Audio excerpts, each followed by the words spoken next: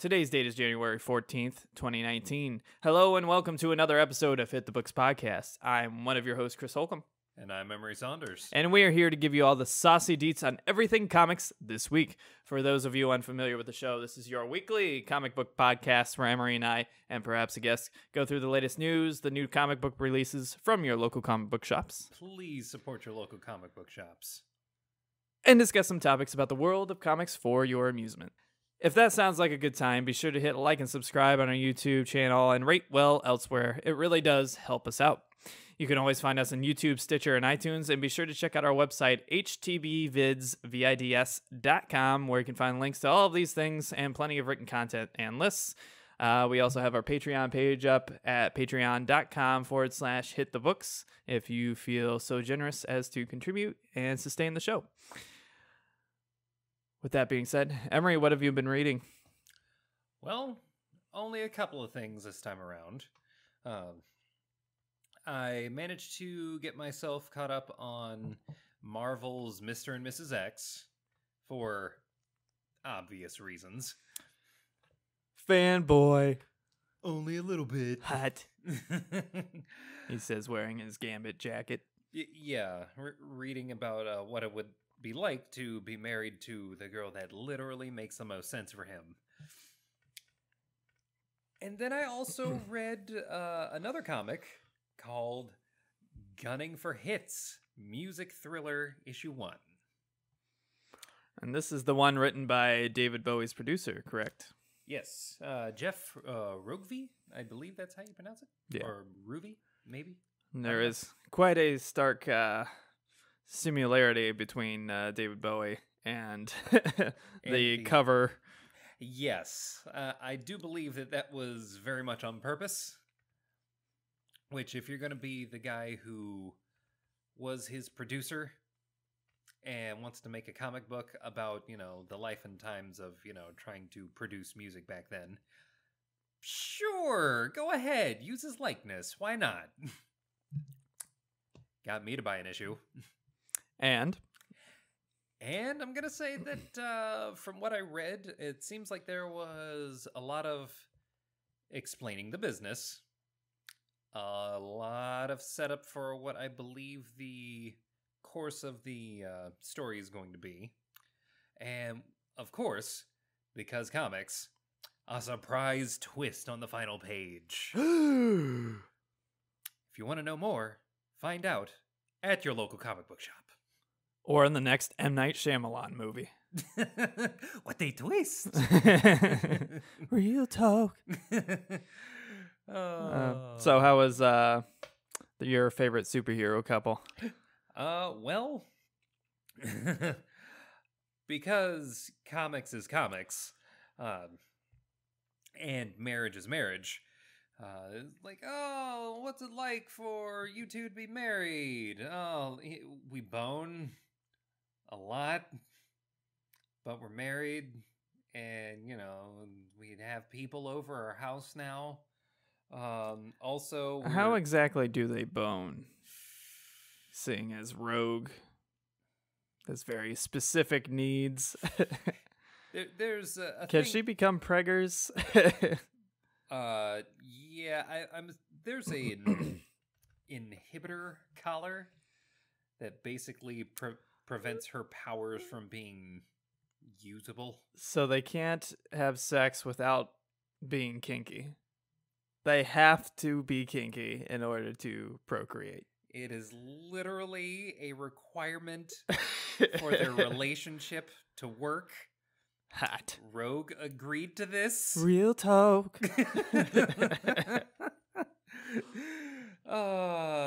Yeah, the person who's been writing these, Kelly Thompson, I think has been, from what I can tell in reading this so far, she's been a long time fan. She's thought out solutions to all of these things. Oh, yeah. Very nice. Good credit to you, Kelly Thompson. Oh, yeah. It's like she's brought up several things over the course of this book, like having to deal with both of their very intricate pasts, as it were. And yeah, each issue there's something else coming up. There's always something coming up. And the latest issue has them going to Mojo World. Oh no, not them too. Mojo World sucks. I don't care about the fucking yellow booby Jabba the Hutt fuck who wants to make a TV show, okay? Literally everything that has left Mojo World was infinitely more interesting than Mojo World itself. Guys, reality TV sucks.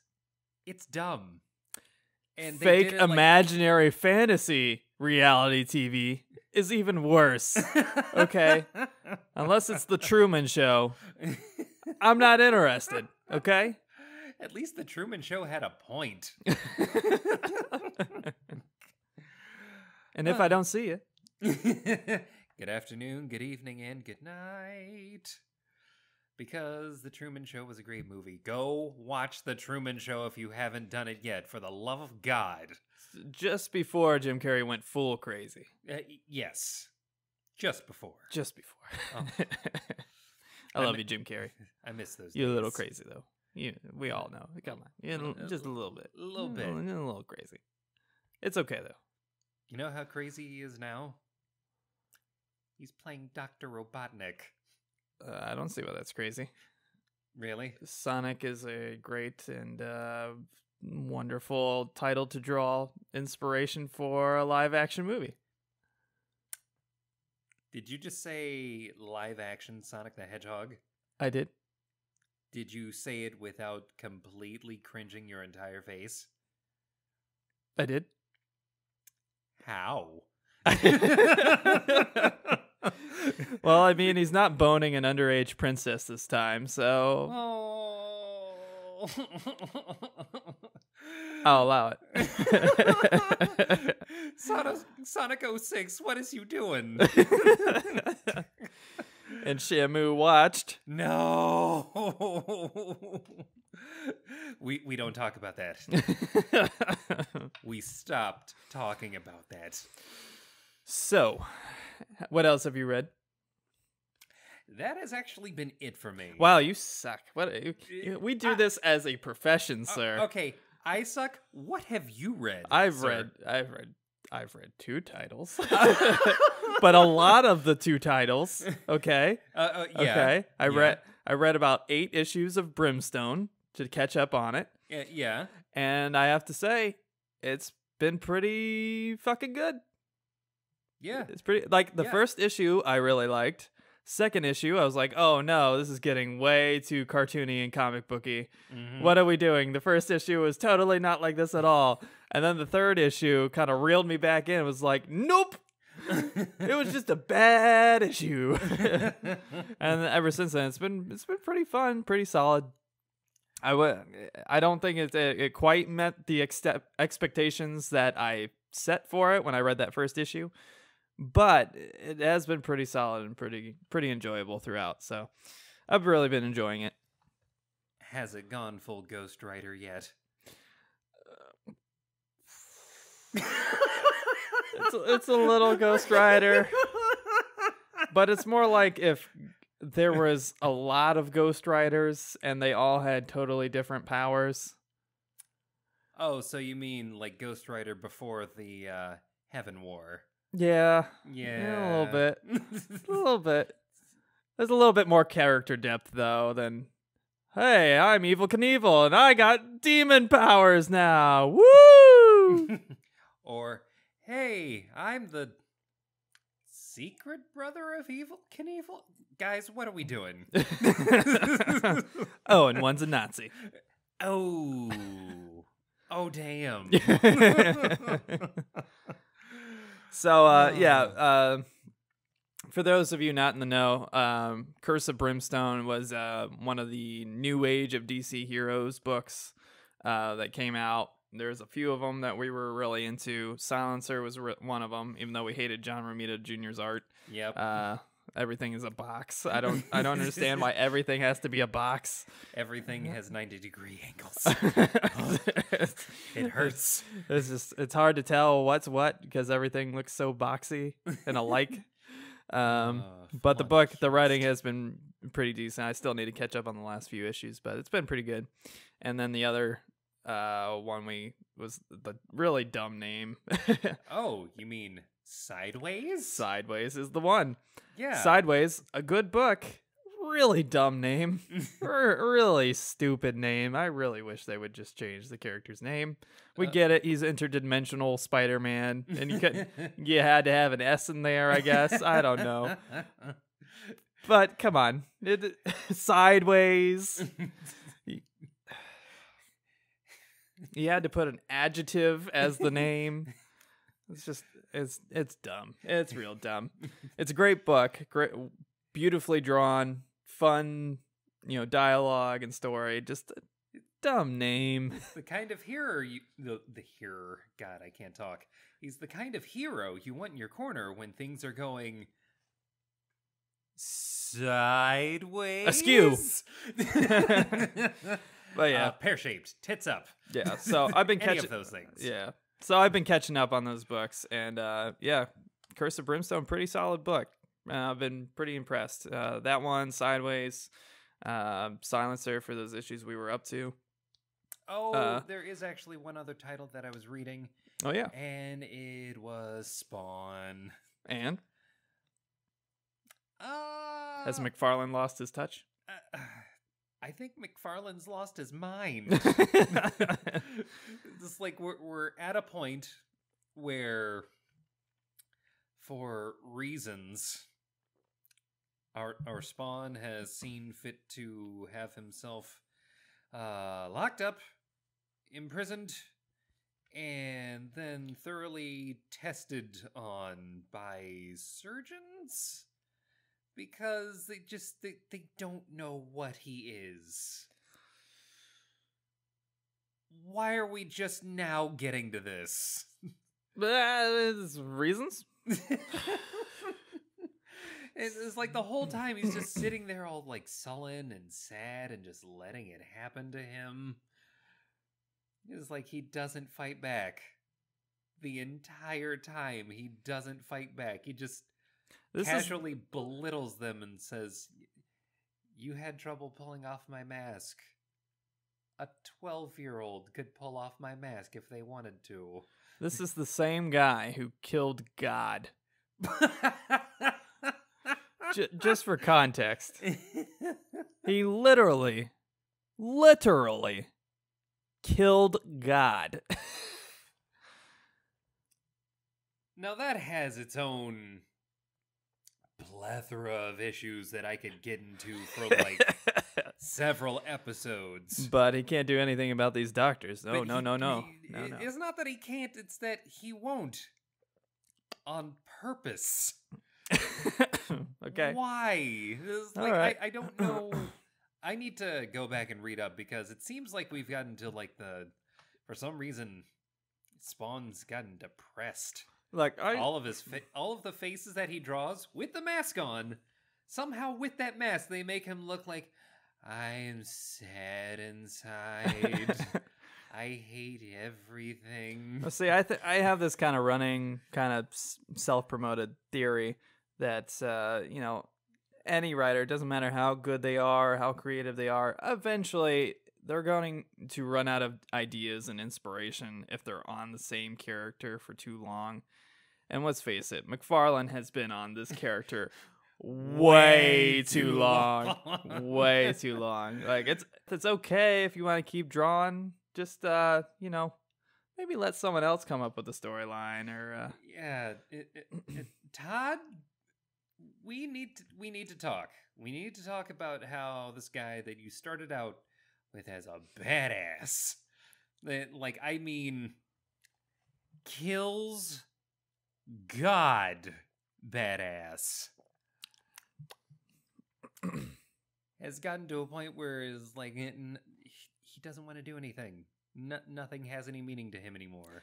I wonder if this is just some kind of like introspection for McFarlane, where he's just like at that midlife crisis stage, and he feels like his life doesn't have any meaning, and he's got an empty household, like and he's weirdly putting himself on the page it's like through that this character. old I'd say pre-controversy Louis C.K. joke where he's talking about just every day being a day filled with Doritos on his chest and just whacking off randomly throughout the day. Oh God! Because he's at the point where he just doesn't care. It's like he literally has nothing else to do. And so that's what his writing has become. It's become reflective of his comfortable life. Oh God! Of course, I could just be reading too far in between the lines. Maybe. But yeah. Maybe not. So we'll see. The other book I read was the follow-up to that first issue of Martian Manhunter. And I still don't know what the hell I'm reading. I don't know if it's a comedy. I don't know if I should take it seriously. But yeah, once again, it's just weird things that seem like they should be funny, but in serious contexts where maybe it's not funny, and I don't know. And I still can't get that horrible image of Martian goop sex out of my mind. It just won't leave. You reminded me of watching an episode of The Orville. I wish you hadn't. That happens in an episode of The Orville. They have a goop character voiced by Norm Macdonald because... Hey, everybody. Why not? Hey, everybody. Norm Macdonald here. Hi. All right. Like, you want to go get drinks later or something? Sir, you are a talking slime. I don't know how much of that is a metaphor for who's... not Todd. Not Seth. Norm Macdonald. God damn. So many mix. Why? Why did we have that as a thing? This is like, you know what it looked like on that episode? Just a lady with most of her parts obscured except for like her hands and her feet. It just... You know what else is weird about that? What? Is the whole family mind melds. So you know all the kids have experienced that goop sex through the mind meld memories. Oh no. Oh yeah. Oh yeah. Oh yeah, that's one way to receive a sex education. Mind melding goop sex. Hat. It's goop all the way down. But yeah, it's still not what I want from Martian Manhunter, but there's sparks of great things there. I just wish it would commit to one or the other. If it could commit to being a comedy, I could go ahead and go with the flow. If it could commit to being a serious thing about a guy struggling with his identity and, you know, having to debate whether to hide these things from his partner as a detective and deal with all these, you know, interesting concepts, that'd be cool too. But I can't do this in the middle thing where it's like super serious the first page and then the next page is just out of this world ridiculous. It's like trying to have it both ways. Yeah, so it's all of the ways. We'll see. I'm gonna read it again. So they got me to their third issue at least, but yeah, we'll see what happens. I guess. But yeah, those have been the big focuses for me. And then I talked about it last episode, Wolverine: The Long Night, which is a Stitcher adaptation. It was a live read Stitcher like drama, an exclusive thing for Marvel. Their first kind of foray into audio stories, and then they've made it into an actual comic book. And it's kind of interesting. They frame it just the same way the Stitcher podcast does, where it's taking the perspective of the detectives and they're going through town trying to investigate these murders. And, you know, obviously there's a man with memory loss named Logan because that's all Wolverine's good for, apparently. Yeah. I hate that they recycle the same story over and over and over for Wolverine. He's such a cool, interesting character, and every single story is, whoops, lost my memory again. Who are all these dead people? Every single one. There's a comedian named Pete Holmes who did a series of videos as part of his late night show that got canceled, where he, playing the role of Charles Xavier himself, systematically fires each and every one of the X-Men because they're silly and stupid. I love Angel's the best. Oh yeah, half of us can fly. Do you know how many of them can fly and do something else incredible? The one for Wolverine was amazing. It's like, oh, where do I come from? Wait, but where did I come from though? Like, no, you're missing the point, Logan. No one gives a hot shit. So yeah, that's pretty much all I've read. I got a lot of catching up to do, but we just editing. I haven't even got the last episode out as of recording this yet. It should be out tonight, but yeah, again, time is always a factor. So getting everything out eventually. Okay. We're working on it. Yeah, and I'll probably be editing this tomorrow. So. Yeah. This will probably be out immediately after, as to not be late like the previous episode. So, apologies for that. It's my bad. Just haven't had the time to get it done. And with that, let's get into the news. Yeah, what do we have? By the way, I know did the content match Drapes because we didn't read the Sandman book and we didn't read the Young Titans. Is that the new one? The one with Superboy?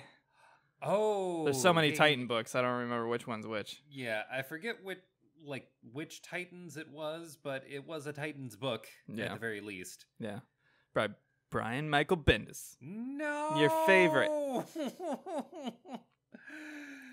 Bendis, stop. I mean, I thank you for bringing back the version of Superboy that I find entertaining, but stop. Hey, it might be a good book.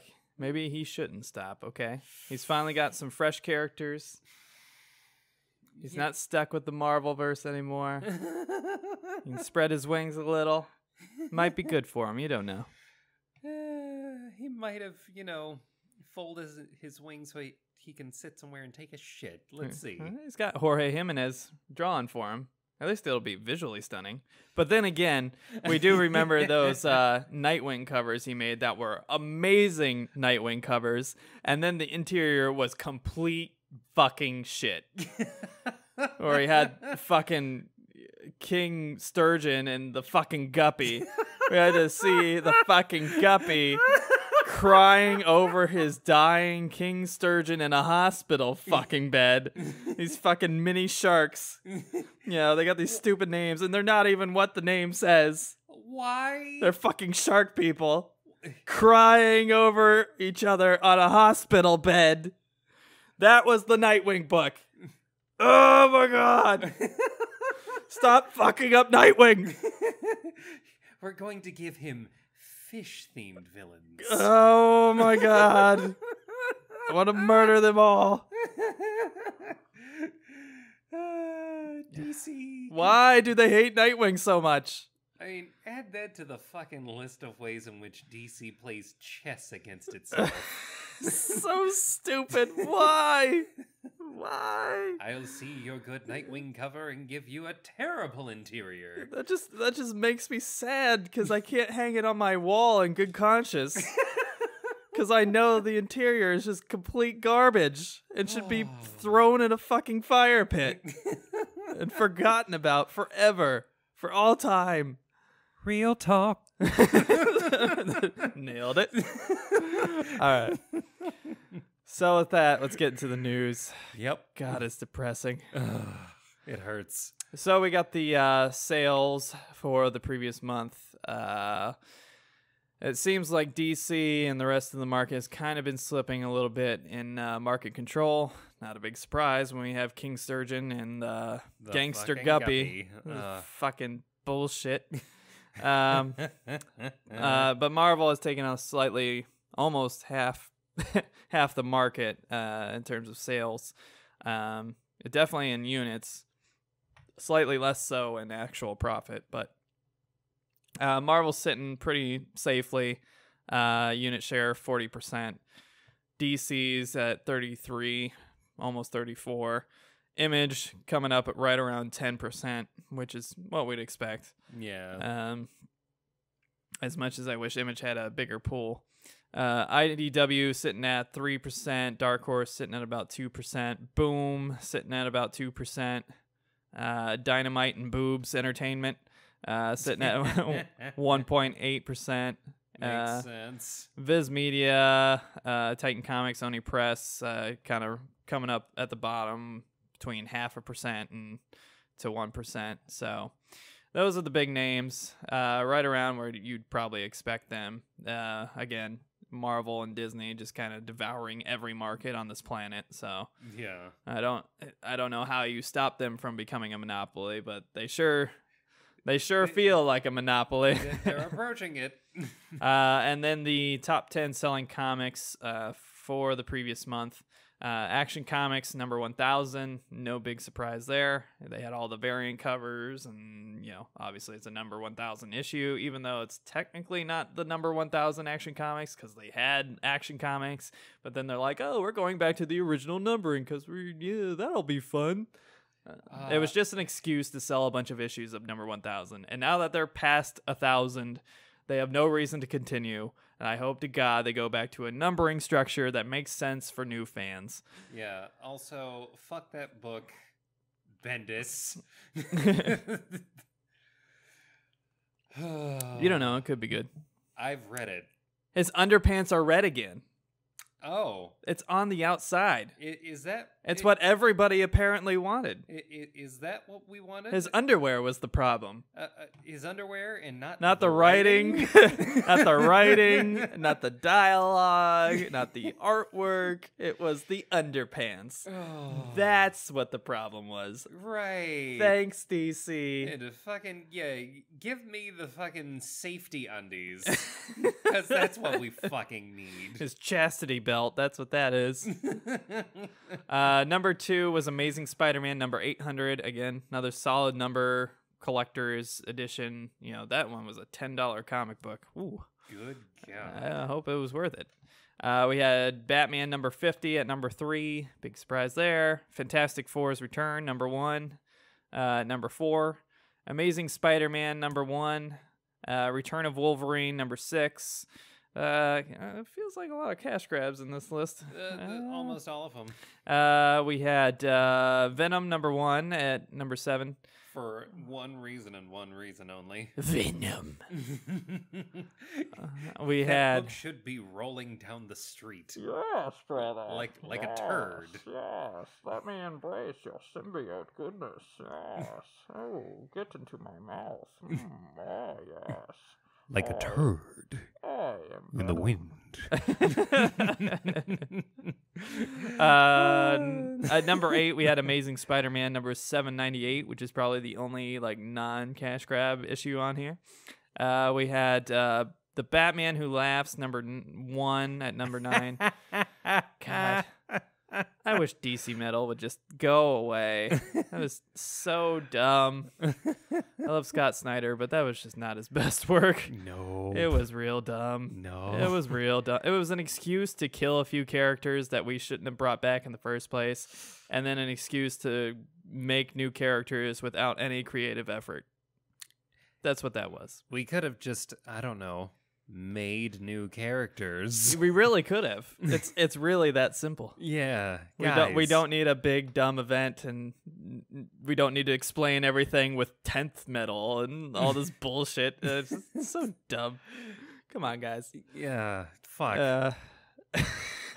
And then at number 10, we have Amazing Spider-Man number 799. The lead up to the number 2, which was Amazing Spider-Man 800. Excuse me. I am mistaken. This is for the entire year of 2018.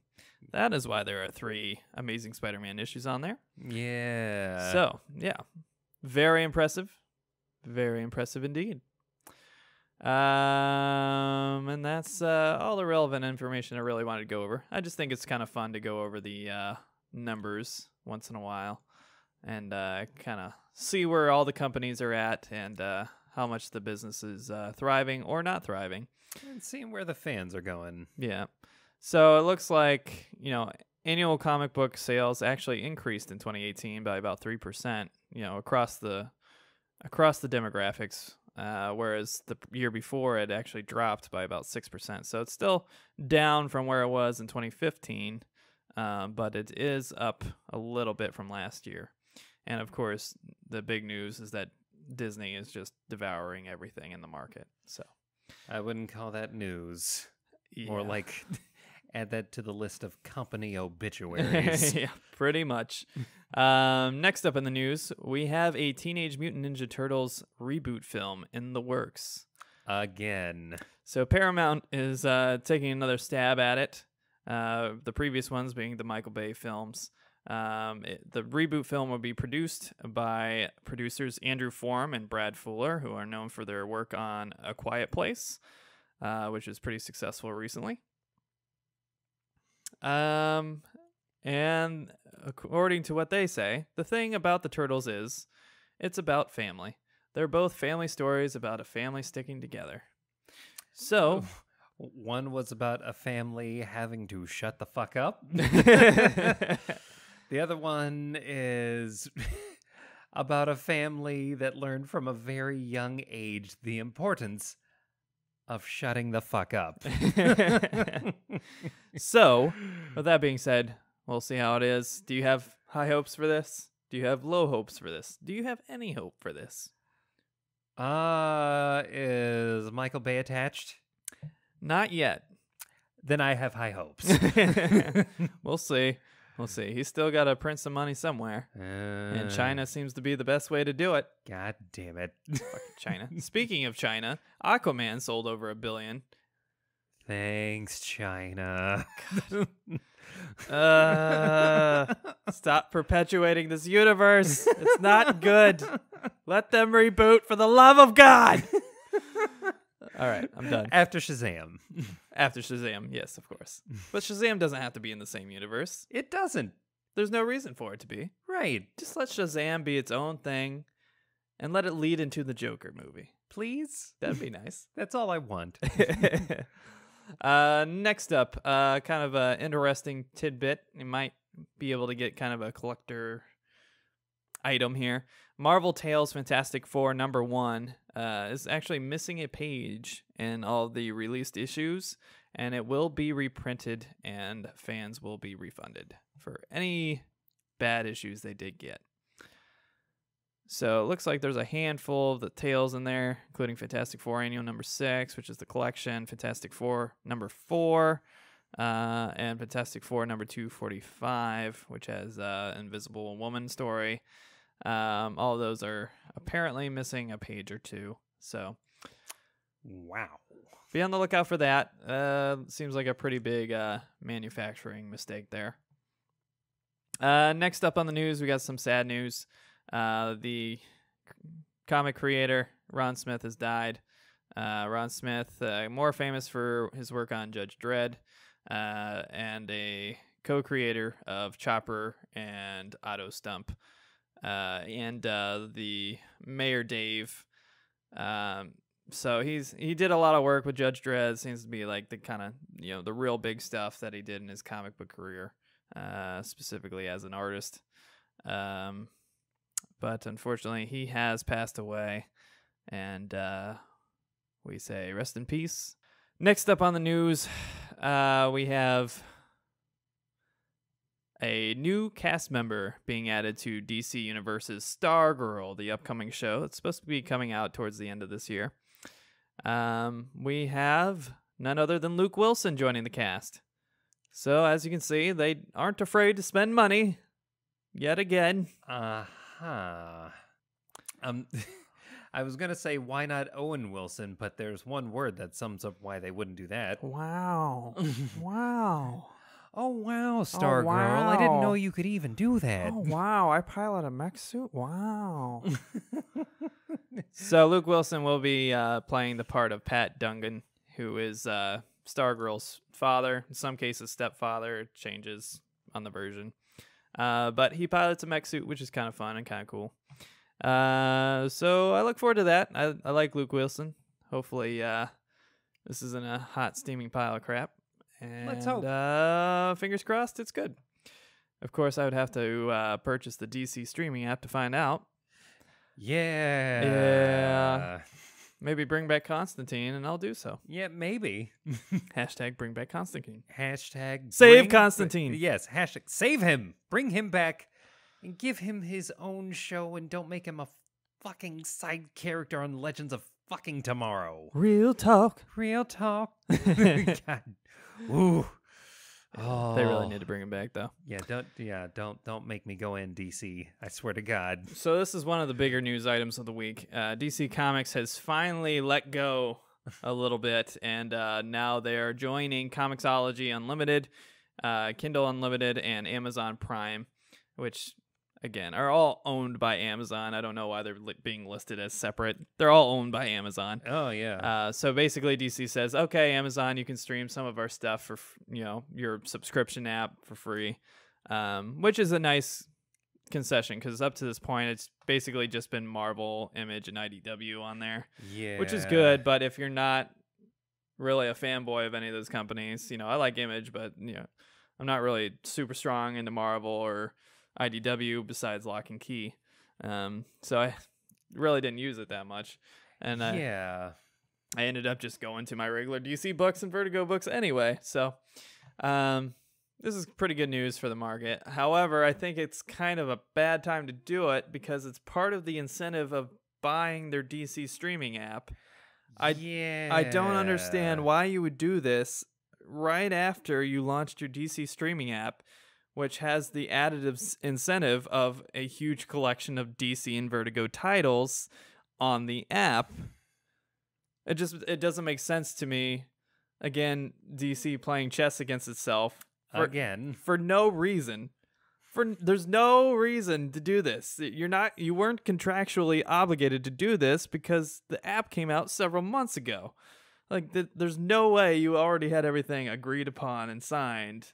Like, literally no way at all. So what was the point of doing that and devaluing the app you are trying to push on people? Yeah. It's just not a good business plan. Yeah. So it's like the entire idea behind that was like, oh, yeah, we have some of the hottest characters that instead of reading there, you can only read here. Yeah. But now you're spreading it out again. What is happening over there? It's really strange. I don't understand what any of those fucking people are doing. How do any of them have a job still? It's never gonna make sense. It's such a poorly managed company. Except when they market to China. Yes. Apparently at that point it doesn't matter because he made $1 billion. Next up on the news, IDW has borrowed $28 million from the head CEO and chairman for some TV projects that are upcoming. Now, we had reported a little bit earlier last year that IDW's Lock and Key, which is a book I genuinely love to death, and I can't get enough of it. Is that good, huh? It really is that good, and it's perfect for episodic content like a TV show. It was originally going to be picked up by Hulu. They made a pilot for it. Hulu didn't like the pilot and dropped the project. And now they have sold it to Netflix, who is not using the old pilot, and they're actually going to create a new one, which is probably a good thing because typically Netflix is pretty good at what it does. Typically. So I'm really looking forward to that, and I hope that they actually hold on to it and actually make something of it. They're also working on some projects. October Faction, which is a pretty solid IDW book that Netflix has paid for. Apparently, it had been experiencing some big cost overages in the production of the pilot, and they really needed the extra funding to kind of get it out the door to see if Netflix would fully invest into it. They also have Wynonna Earp, which is a show sold to Sci-Fi that they're working on. And then they have another show that they sold to Sci-Fi, V-Wars, that needed some extra post-production investment to get it out the door and onto our televisions. So just a little interesting tidbit about the IDW kind of movie and TV universes there. Next up on the news, we have some confirmation from Kevin Feige that Guardians of the Galaxy Volume 3 is still happening. How? I don't know. Half the cast doesn't want to be in the movie. Why? James Gunn is obviously not coming back. So why would you feel the need to say this publicly? Kevin Feige says, quote, when, where, and how have not yet been determined. Guardians will happen, he says. When, where, how, that's for a later time. So, for anybody that wanted to see Volume 3, there's still hope there. It's probably not going to be anything like the product it was intended to be. Yeah. But according to Kevin Feige, they're still working with the original kind of script content. So it's very interesting to see what happens. When asked about James Gunn going to work on Suicide Squad 2, which please don't happen. Don't waste your time on that franchise. Feige said, I don't see a rivalry. I see cool films being made. Kevin. Suicide Squad is not a cool film. It is a horrendous film, and you will hold your tongue. He's being nice. He's too nice. He's trying to be nice to the guy that had to leave as a result of 10-year-old tweets. That's true. Quote, and one thing you know about James Gunn, he makes cool films, end quote. That he does. Hard to disagree with that. Yeah. He did that with the most unlikely cast of characters, and he nailed it. He really did. Yeah. So that's kind of a fun little tidbit of news for you. Also, Suicide Squad itself being kind of like DC's Guardians of the Galaxy. Except people know who the fuck's on the team. Yeah. We just already set up a bad universe and bad precedent for the characters in the world. Yeah. So that's kind of stupid. But why don't we have him go and, try to fix what we broke several times over? Yeah. So, again, reboot. Reboot. Please. It's been 7-8 years. You can safely reboot now. Half of your cast doesn't want to come back anymore, even with the generous amounts of money you've been trying to dump on them. Nobody wants to be known for the CGI mustache. Nobody, yeah. We don't need it. We don't need the 3-hour movies sold to China. We just don't need it, okay? Just reboot, get some competent people in the chairs. We'll talk. I will give you all of my money. I went to see The Dark Knight 6 times in theaters. 6 times. Okay? I am very cheap. You're lucky if I get into the theater 1 time. Make a good movie, and you'll get a cheap person to spend their money 6 times. So, yeah. Although, then again, I did see Spider-Man 3 twice. So, maybe my standards aren't as great as I think they are. The Venom's in it. Oh, I didn't go for Venom, sir. Oh, you didn't? No. What did you go for? I went for hot spider spandex. That's what I went for. And the glorious CGI American flag at the end. While Spider-Man patriotically posed in front of it. You went for that and not for, a Green Goblin Spider-Man team up against the Sandman while Venom was the... I actually like that part. Not the Venom part, but the team up against Sandman was pretty cool. Hey, old pal, old buddy, old friend, I know... You took my girlfriend, so I'm gonna kill you. You stabbed my dad. You bastard. I'll help you beat up the Sandman guy, though. I'll help you this one time, even though maybe an hour ago you blew up my face. Then I'm jumping on the Pineapple Express and getting out of here. So, yeah. James Franco. Take everything I say with a grain of salt and cynicism. But, yeah. Next on the news, we got some kind of fun numbers for you. These are the top 10 selling comics on eBay for 2018. So it kind of gives you an idea of where the market's at for some of these collectible items. At number 10, we have Fantastic Four, number 1. Came in at $32,995. Of course, I don't have grades attached to these. They're not listed on it, but I assume they're fairly decent grades. At number 9, we have Strange Tales, number 110. This one's signed by Stan Lee. That one came in at $34,000. We have, at number 8, Amazing Fantasy, number 15. That sold for $38,950. Must have been a pretty high grade there. Number 7, we have Fantastic Four, number 1. This one's signed by Stan Lee. That one sold for $41,000. 6, we have Amazing Fantasy, number 15. That one sold for $50,000.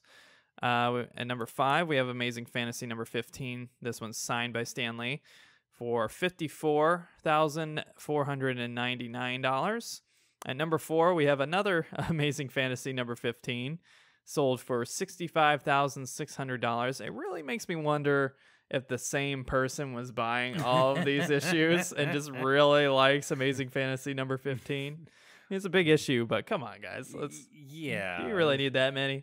Maybe it's just me. Trying to resell. That's what that looks like. At number 3, we have X-Men number 1. One I really wish I could get my hands on. It went for $86,200. A little outside my budget there. A little bit.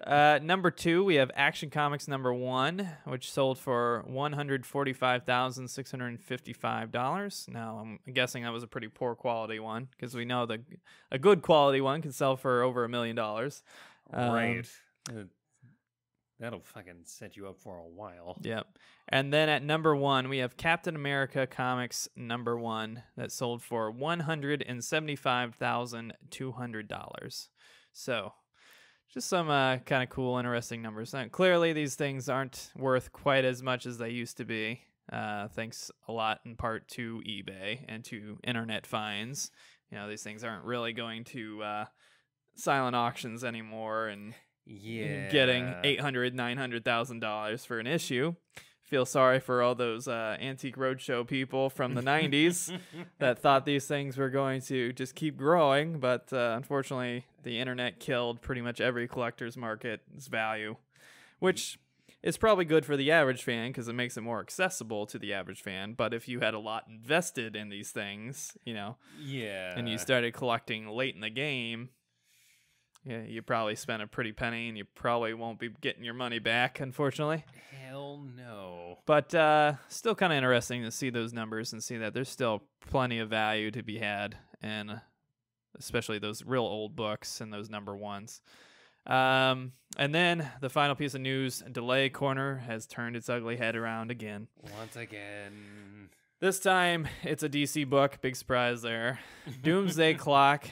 Number 9 has been pushed back 3 weeks.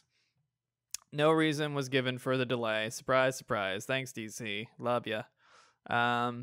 However, the issue after number 10 remains on schedule for a March 27th release date. Now, this book pisses me off so much as a fan.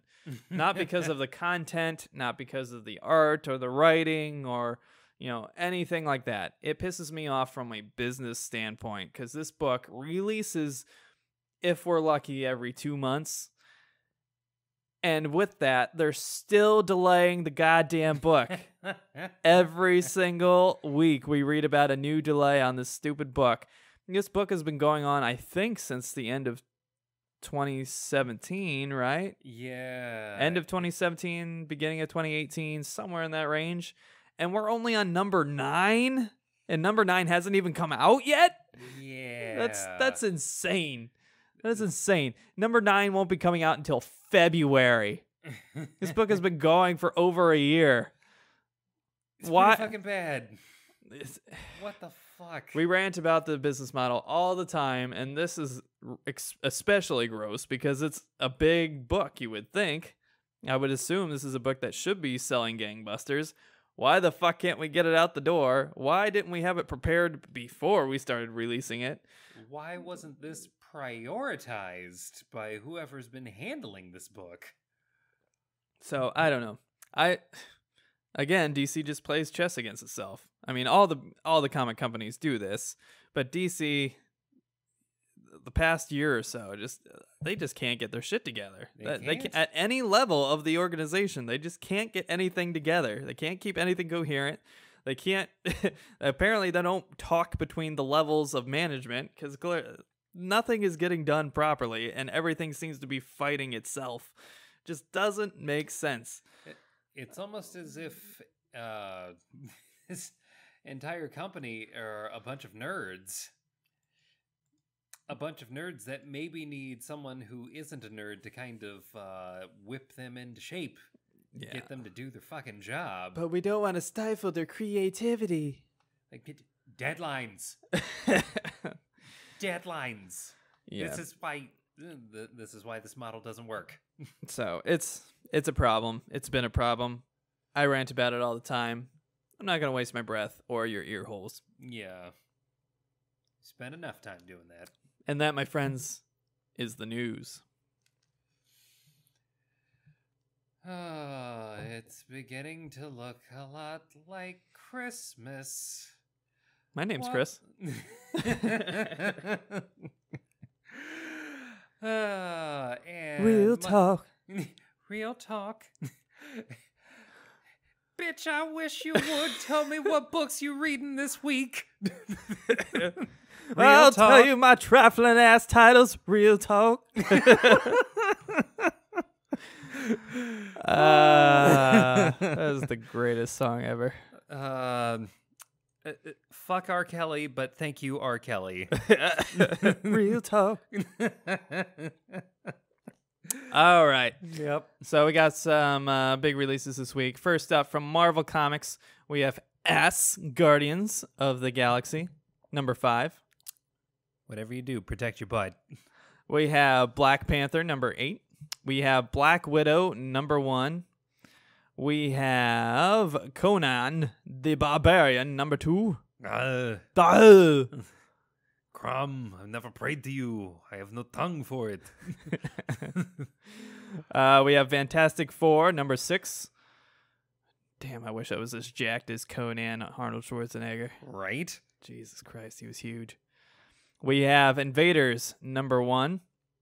We have Ironheart, number 2, your favorite book. Are you orgasming over there? What's going on? I'm shuddering in disgust. We have Marvel Comics Presents, number 1. We have... Wait, Marvel Comics Presents what? Doesn't matter, you'll buy it. We have Marvel Tales Venom, number 1. We have Return of Wolverine and his glowing claws, number 4. Why? We have Spider-Man Cross Deadpool, number 44. Because why not? We have Star Wars Age of the Republic Special, number 1, for you fucking nerds. We have The Amazing Spider-Man, number 13. We have... I already talked about The Invaders, number 1. Did I talk about The Invaders, number 1? Yeah, I definitely did. Definitely brought that one up. Cut. Next up, we have The Man Without Fear, number 3. We have Uncanny X-Men, number 10. We have Venom, number 10. And that wraps up Marvel. From DC Comics, we have Catwoman, number 7. We have Detective Comics, number 996. Guess who's going to be the best-selling comic of 2019? Detective Comics 1000. Oh, yeah. Because it's Batman. Real talk. Next up, we have Electric Warriors, number 3. We have Hawkman, number 8. We have Justice League Dark, number 7. We have Red Hood Outlaw, number 30. We have Scooby-Doo Apocalypse, number 33. We have Suicide Squad, number 50. We have Supergirl, number 26. We have Superman, number 7. We have The Batman Who Laughs, number 2. Please stop. Can we make a Batman who cries? Oh, we have plenty of those. Oh, I'm sure. We also have one that wets himself. No. Thanks, Kevin Smith. Next up, we have The Flash. Also the name of Batman and Batman Damned. Number 62. Real talk. We have Titans, number 33. We have Wonder Woman, number 62. And that wraps up DC. From IDW Publishing, we have Dick Tracy, Dead or Alive, number 3. Meh, see? Not going to get me, copper. Meh. Next up, we have From Hell, Master Edition, number 3. We have Judge Dredd, Toxic, number 3. Ooh. We have Lodger, number 3. We have My Little Pony, Nightmare Nights, number 4. We have Sonic the Hedgehog, number 12. Gotta go fast. Gotta go fast. Real talk.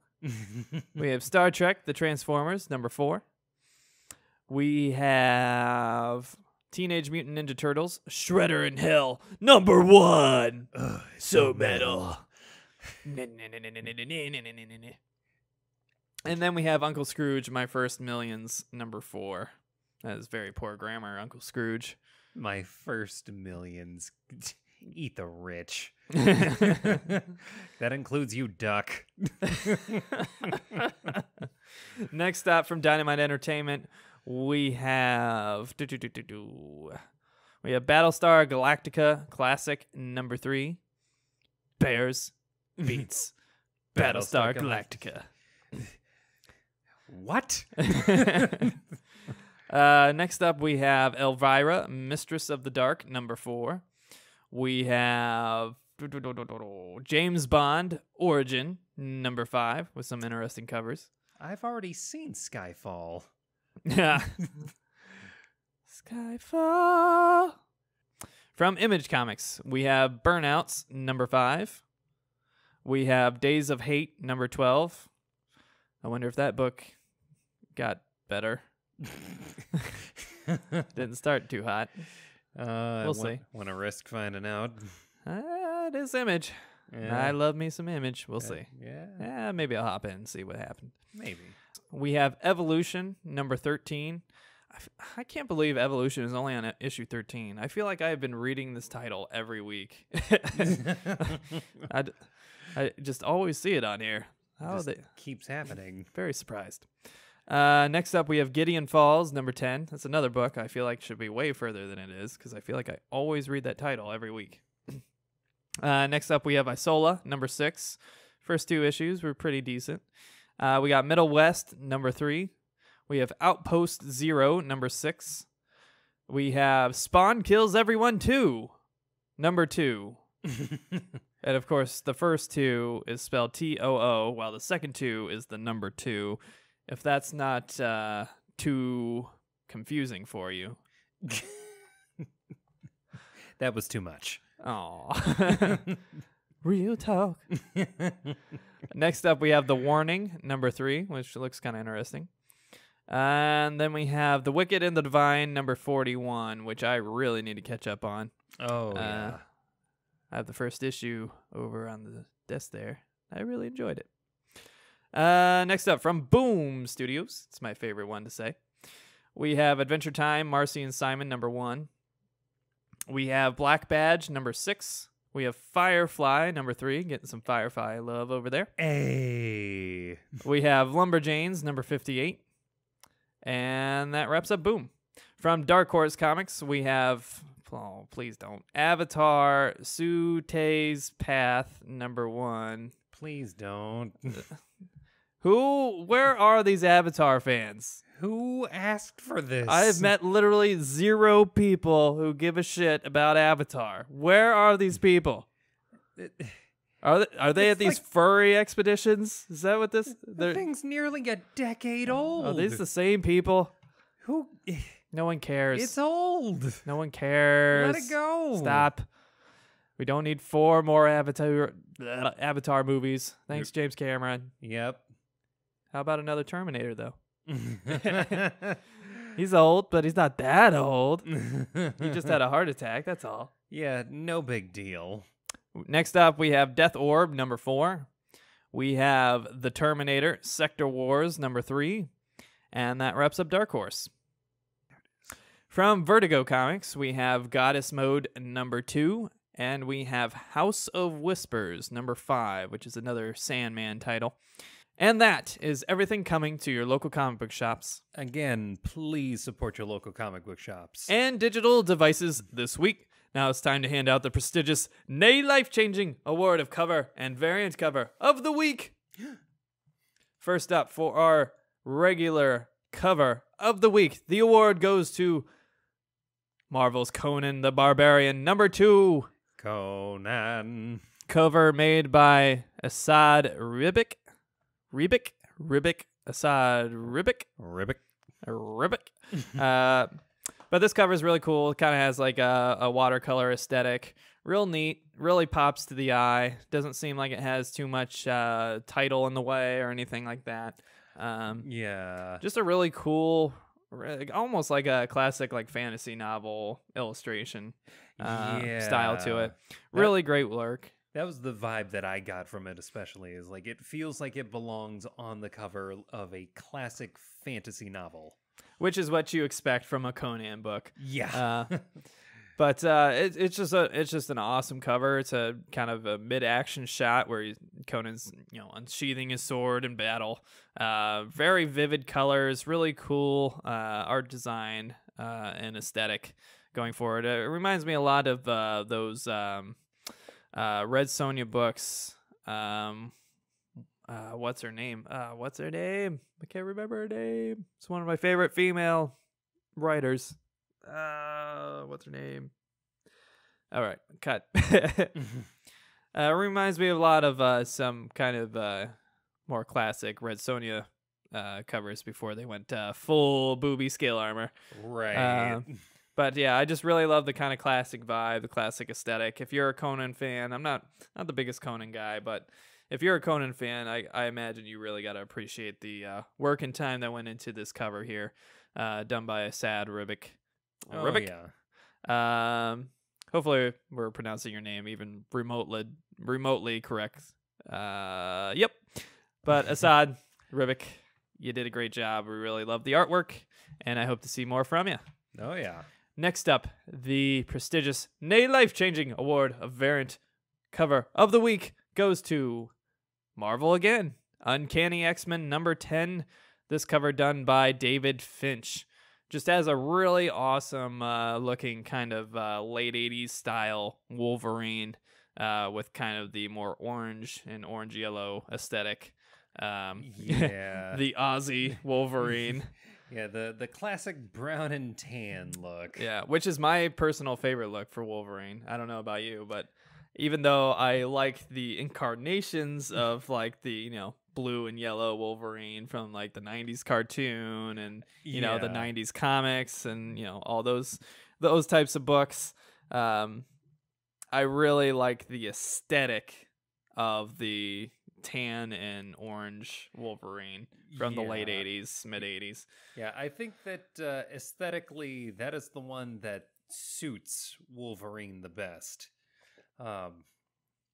If there is one thing that I wish I could have seen, it would have been that costume that they had made for the movie The Wolverine, but was in a deleted scene in a suitcase that was just like, oh, here's the helmet and here's some gloves. Now, the story behind that is apparently they tried several times to make the costume work, and it just looks so stupid and goofy. In reality, they just decided to put it in a drawer and say, that's a wrap. Let's go. Because they just couldn't figure out a way to make it not look goofy. Now, I have more faith in Disney Marvel than, say, Fox in that regard. Right. Who think the solution to everything is black flight suits. Which I don't mind, but I know you hate them. I hate them with everything in me only because every time that those show up, that means the costumes I'm trying to see aren't showing up. And it's like I think the biggest deal with that is the black suits, the black flight suits, and the leather jackets from like the first 3 X-Men movies. That is the aesthetic that they established. Yep. And I think Marvel has the good sense to, from the get-go, establish that they have their classic costumes or some iteration of those. Yeah.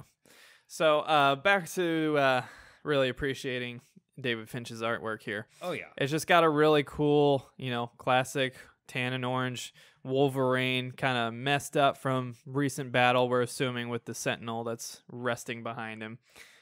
Just a really awesome cover. I really love that Wolverine aesthetic. I think it's really well drawn.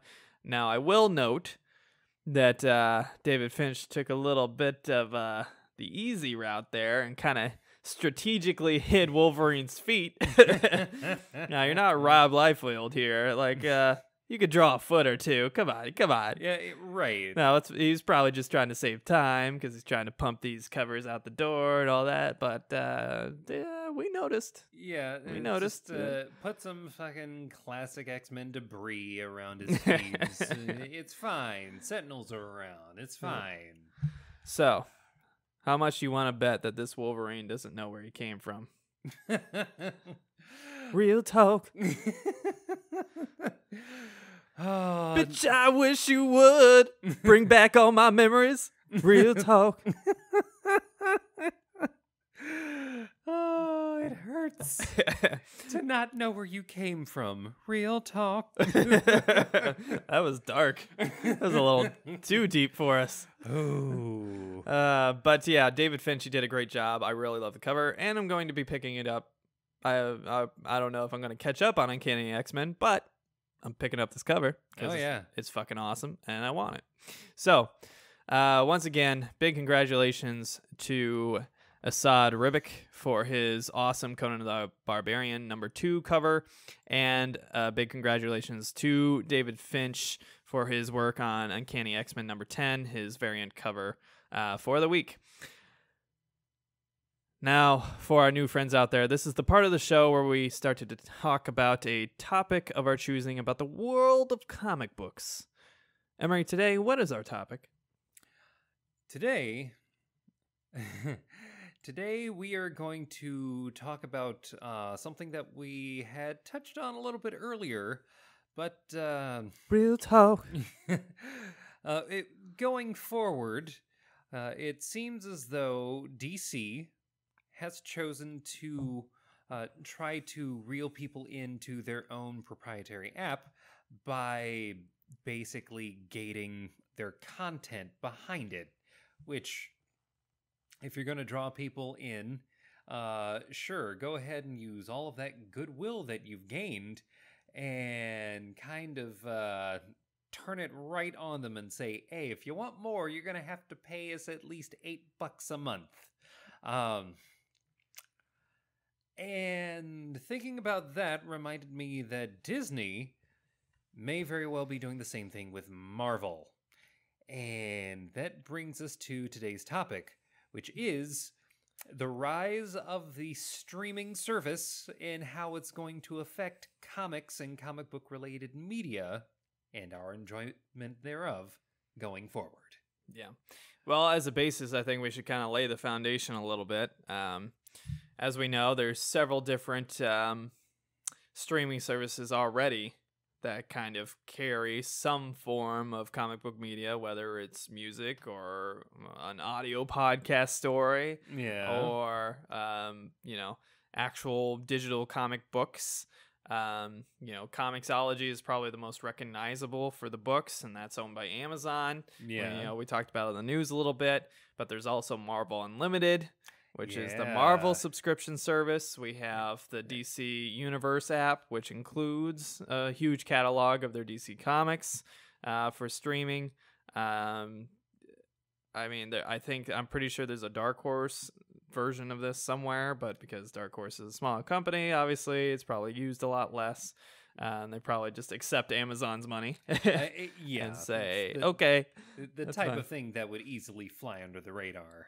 Yeah, so I know there's a few of them out there. I'm pretty sure Dark Horse is one of them. As far as other media, Stitcher has the exclusive Marvel, audio stories that they've been trying to put out there into the ether. The problem is it's behind another paywall where you have to pay for Stitcher Premium to actually listen to it, which is kind of a bum deal because, I like Stitcher. We're obviously on Stitcher. We love Stitcher as a home for media. But they have commercials at the end of the podcasts, and many podcasters put additional commercials in their podcasts. Yeah. So, from my perspective, I feel like there's plenty of avenues for them to make money without making a premium Stitcher app barrier to service. If I was Marvel, I would say, hey, we'll make a deal with you. You can put a few ads at the beginning of every episode or every issue of our audiobook, in exchange for exclusively streaming our, experimental stories here, but of course they didn't. They put it behind a paywall, which I'm sure Stitcher paid out the ass for. Oh, I'm sure. And then obviously we got the visual media. Amazon's got a bunch of comic stuff. Netflix has a bunch of comic stuff. Hulu has a bunch of comic stuff. It's just, spread pretty far and wide. I wouldn't count Star Trek as a comic thing, but Star Trek's on CBS. HBO has, obviously book stuff like Game of Thrones and Westworld. So there's a lot of content out there, a lot of streaming services you got to keep up with to actually participate in the conversation about a lot of these things. I'm surprised AMC hasn't hopped on that and started their own, because I feel like it's the most AMC thing it could do, Yeah, give it enough time. So, and then you got to account for the media that isn't being streamed, that is still out there, that you have to pay a cable subscription for, to like AMC, like Showtime and all these things. So for all you Walking Dead fans, there's a lot of stuff out there. Sci-Fi, that's another one. Sci-Fi getting a number of different things. The most recent being Deadly Class, which you can watch the pilot for on YouTube. Yep, as we discussed on our last episode, which you'll probably hear right before this one. Sorry again. Whoops. My bad. Why don't you donate to us on Patreon so I can get them out a little faster? Yes, let's make our schedule more regular. How about donate to us on Patreon. I'll just hold our fans for ransom. All 20 of them. We got this content for you, man. Shameless plug there. But yeah, there's obviously a pretty far and wide landscape for this stuff, and it's kind of hard to manage it all. Yeah. Even if you do have the money, how do you manage all of those subscriptions just to stay in the know? Yeah, more or less. And honestly, that seems to be the modern struggle with media. As when we were kids, the struggle was, are we ever going to see this on TV? Are we ever going to get a chance to read this book that we can't find a physical copy of anymore? Once they're gone, unless you get lucky and find some mailing catalog that has some fat guy in his basement selling one with a bunch of Dorito stains all over it.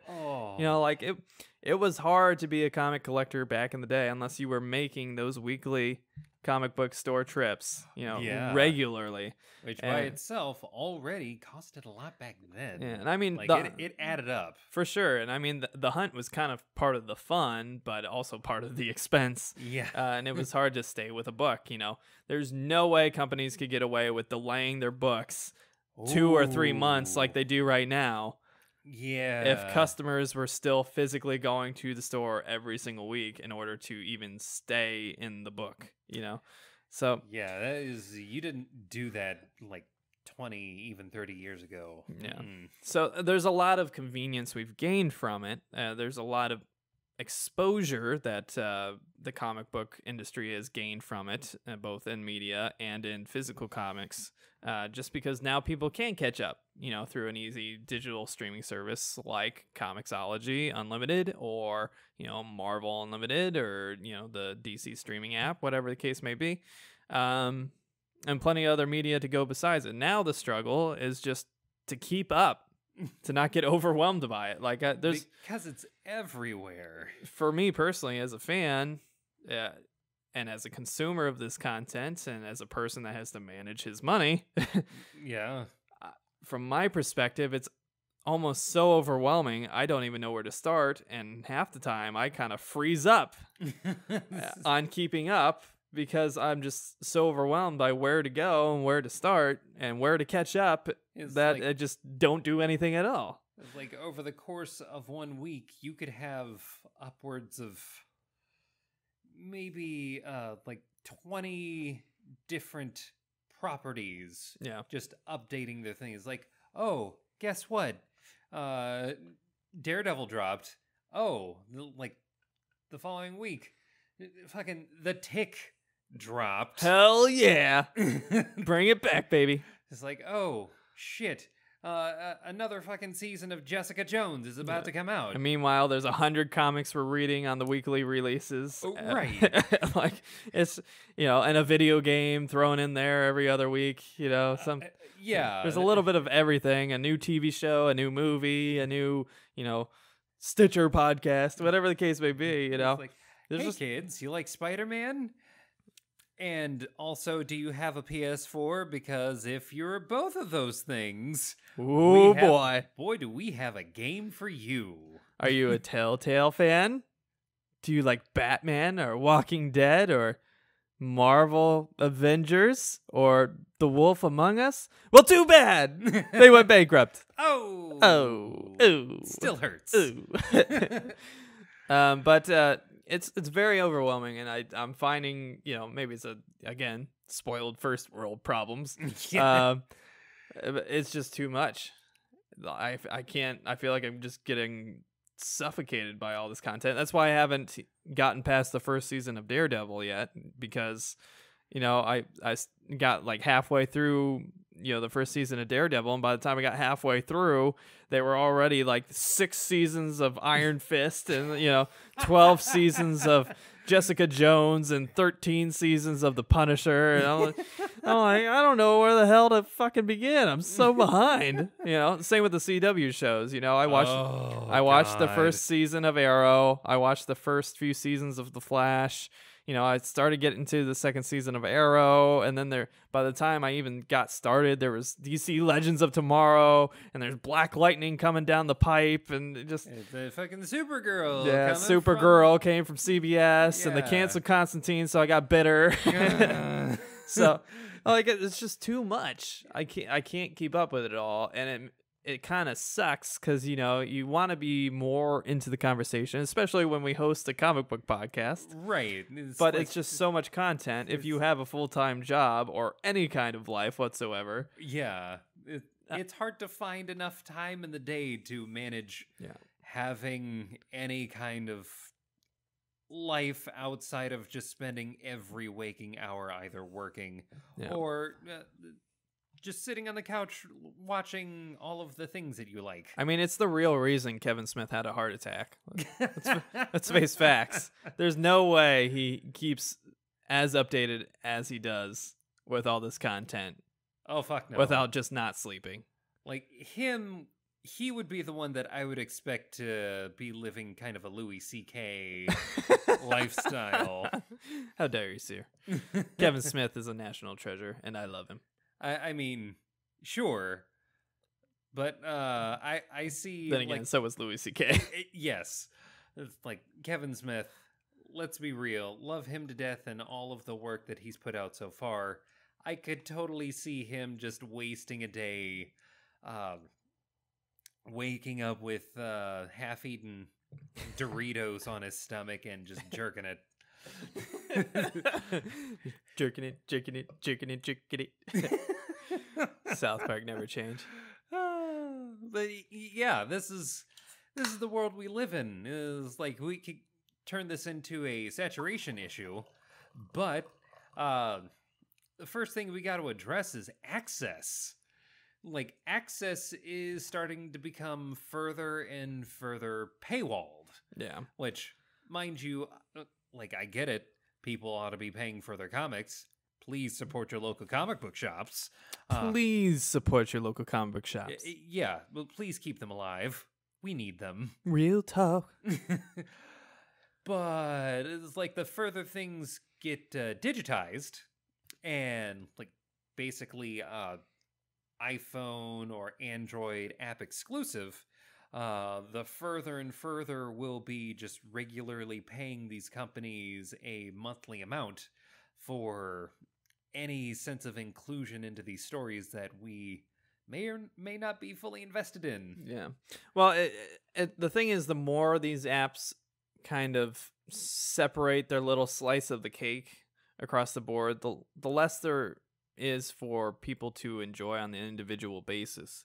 And what I mean by that is, Comixology had a huge amount of value because, with the exception of DC titles, you could basically read anything you were really interested in from the Marvel world, from the Image world, from the IDW world, whatever. And there's a lot of inherent value in that and convenience in that. You don't have to go searching through a bunch of old boxes in the back of your local comic book shop, hoping to score the one issue you're missing so you can read the full story. And you don't have to, buy the collected volumes that they charge an arm and a leg for. You can just, pay your monthly subscription and read as much as you can, basically download onto your device and plow through in your spare time. And it's also nice that you could download it onto your device, and I would read it on my lunch breaks at work, Yeah. I'd take an hour lunch and I'd sit there and plow through one or two comics, that I was really interested in. And it was a nice way to spend that time. I guess if you live in a city like New York City where you got a lot of public transportation time, it's also a convenient thing, You can spend all that time commuting to work and back. Obviously we live in Ohio where we have to actually drive places. Right. But there's a lot of value within that in and of itself. But when you start separating every little thing, and, Amazon has the rights to a lot of this stuff now, but that's probably going to be going away within a few years.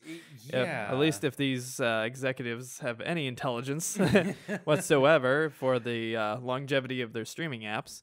Yeah. Unless, Amazon makes some kind of deal with them that says, hey, we'll take the upfront costs of maintaining this infrastructure and you guys just let us stream your content and we'll give you a chunk of the pie. And they'll be like, all right, cool, whatever. Yeah.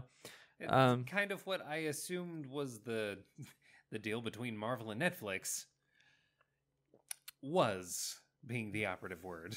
Yeah, and I think the problem now is that we're going to create a class structure within our comic book, popular media community.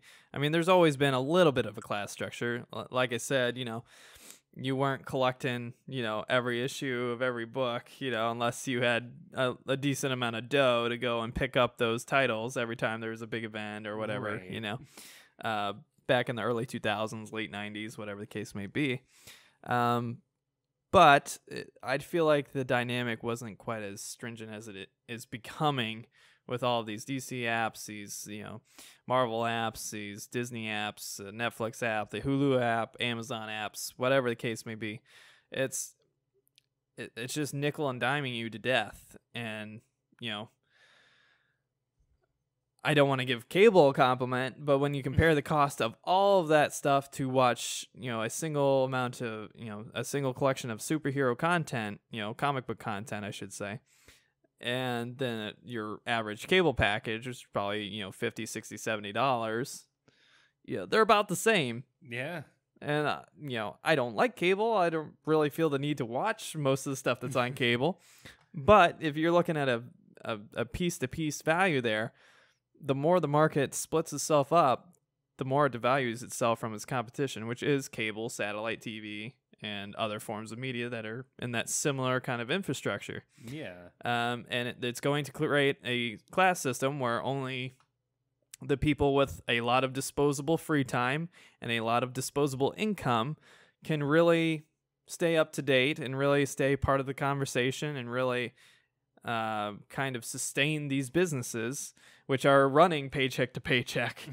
You know, I feel like it would be better for everybody involved if we just kind of condensed the routes and avenues we had to take in order to access this content and made it, you know, a little bit more as a collective affordable. Of course, I'm not saying, you know, create monopoly content, but there's ways around that, you know, and I think what they had with the Comixology and then the Marvel, you know, Unlimited, you know, being accessible through Comixology or having the Marvel Unlimited infrastructure there at a slightly lower price. Like, I thought that was a pretty good solution. So, hopefully it adjusts itself. Hopefully it corrects itself a little bit. Right. It's unfortunate that it's very clear at this point that the golden era of just having multiple shows show up on Netflix from Marvel, it's unfortunate that those days are numbered and soon to be over, with some of their stuff being like on random spots like Hulu and Stitcher with that experimental story. Yep. But I think, much like you were saying, they're either going to suffer from having all of their stuff under their own singular banner while people are already paying for things like Netflix and Hulu and Amazon Prime, and trying to get that person's like extra, like another $8 on top of that. I think it's unfortunate that we've gotten to that point, but I also find it strange that it's only taken them until now to do something like this, because from a business standpoint, it does make a lot of sense to, okay, we've had all of this stuff on this network. We're trying to consolidate, not just consolidate all of that, but to make the cost of doing that come out of our own pocket, and the cost to watch all of our stuff come out of your pocket just the once. Yeah. So we'll see what happens with it. I don't know.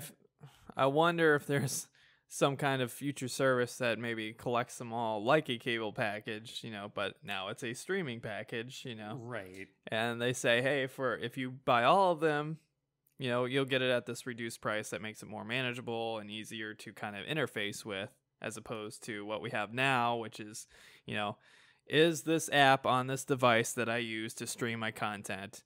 Is this app on this device that I use to stream my content? No. Okay, where can I stream the content? What device do I have to buy? You know, do I have to have Amazon Alexa to stream this? Do I have to have the certain type of cell phone to watch this? You know, do I have to have, you know, a PS4 or an Xbox One to stream this? You know, is PS4 or Microsoft, you know, or Nintendo blocking this service on this device because it's competing with PlayStation Vue or the Xbox TV or any of that stuff? You know.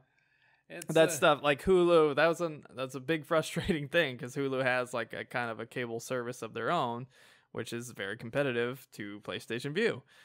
But the way PlayStation Vue gets around that is by making it not accessible on the PlayStation devices. So you would have to get an external device or a computer hooked up to your TV, right, in order to participate in that service from Hulu.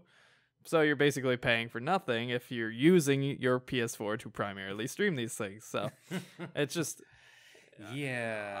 again, I understand business standpoint, very intelligent. You don't want your competitors to be taking money out of your pocket on your own devices. I get it. But it's very inconvenient to the consumer, and it's very expensive for the consumer, and it's very hard for the consumer to manage, you know, where they get their content, how they get their content, and make your devices, your applications appealing to the customer. I know this is a comic book podcast and not a business podcast, but I feel like there's some things that need a little work and have some potential solutions if we really just take time to kind of consider them. Yeah, I would agree. As an industry and as a fan base. Now, our generation is known for the FOMO, fear of missing out. It's a real thing. I get it. Yeah. And with all this content, it's becoming pretty legitimate. And I mean, I'm just now finishing Injustice 2, because I just had so much content to catch up on. I had so much, stuff that was financially a barrier before I could get it, There's just so many factors that go into staying up to date, and it's just, for a lot of people, it's not possible.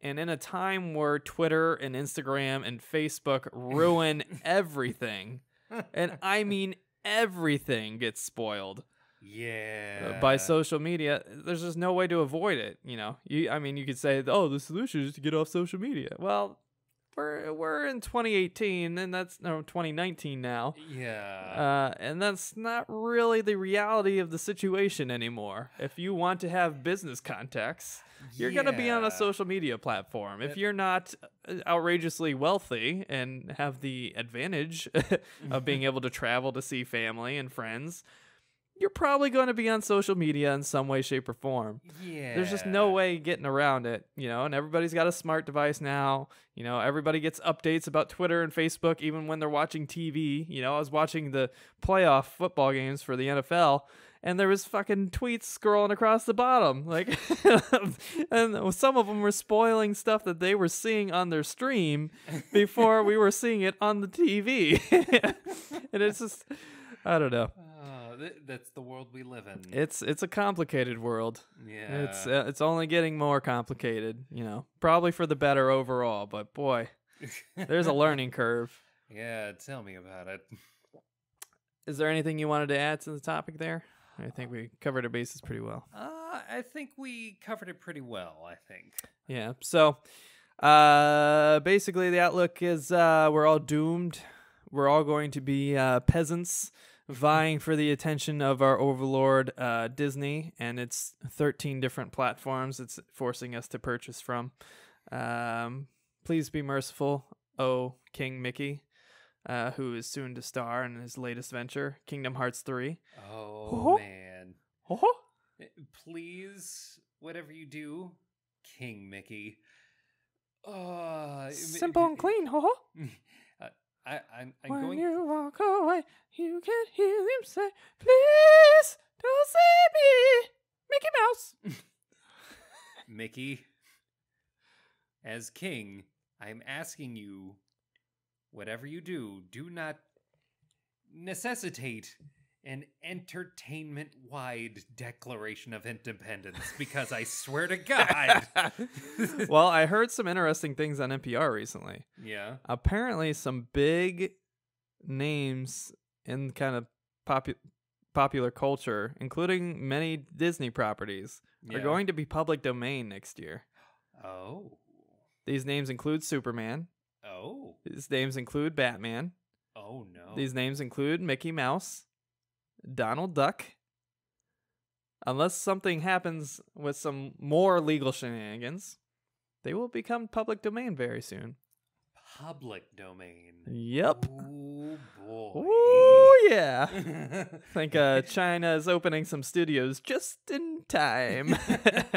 Not that they recognize copyright laws in the first place, but... Right. It's about to become the Wild West all over again. Yeah, so we're going to be in for some very interesting things, I think, in the much nearer future than we know. The things that will happen to those characters. And it makes the Star Wars and Marvel purchases a lot more sane. Because it means not only are they just printing money at this point, but they're going to be losing properties to public domain pretty soon, and they need something to trademark. Yeah, they do. Ooh, boy. So, yeah, that's some interesting news. Well, so I'll give you more details in the future, but I'm pretty sure that's what they were talking about there. So that's pretty interesting stuff. I don't know. Yeah, stay tuned for more of that. Oh, well. Well, folks, I think that wraps up another mediocre edition of Hit the Books podcast. Mediocre. Real talk. Thank you all for sticking with us. If you like what you hear, be sure to hit like and subscribe and follow us on your podcast services and social networks of choice. We're on Twitter at HTBvids. We're on Facebook at /HitTheBooks. Our website is www.htbvids.com, where you can find links to all of these pages and more. Remember, we're on Stitcher, we're on iTunes, we are on YouTube, of course. Feel free to check out our Patreon page, patreon.com/HitTheBooks. Any contribution you can give us would really go a long ways to helping us out, and we do have some kind of promotional tiers there to kind of incentivize you if you so choose. We'd be very grateful. If not, we understand. Please enjoy the content. We enjoy having you around. And if you feel like submitting any questions to the show, you can always tweet at us on Twitter at HTBvids, or message us on Facebook at /HitTheBooks, or email us at hitthebooksvids@gmail.com. Feel free to reach out to us if you have any topics for the show or want to clarify anything that we misspoke about. I'm sure we misspeak all the time. I know I stutter across words, and I also make up things in my head that apparently aren't true. Assign actors to roles like Dennis Quaid to Harrison Ford roles. Sometimes faces are interchangeable. Generic white guy number 1. But yeah, we really do appreciate you all sticking around and helping us out with the show and supporting the show. And we're sorry it took us so long to get back. We're finally back in the swing of things. We're finally getting everything out and getting the show back in touch for the new year. Our New Year's resolution is to not miss episodes. So that's the goal. We're sticking to it. Yep. In the meantime, I've been your host, Chris Holcomb. And I'm Emery Saunders. And thank you for watching. We will see you next week. Real talk. Bitch, I wish you would. Bitch, I wish you would. Burn all my comics. Real talk. Real talk. This song's so ridiculous. I love it. I'm so glad you never heard it.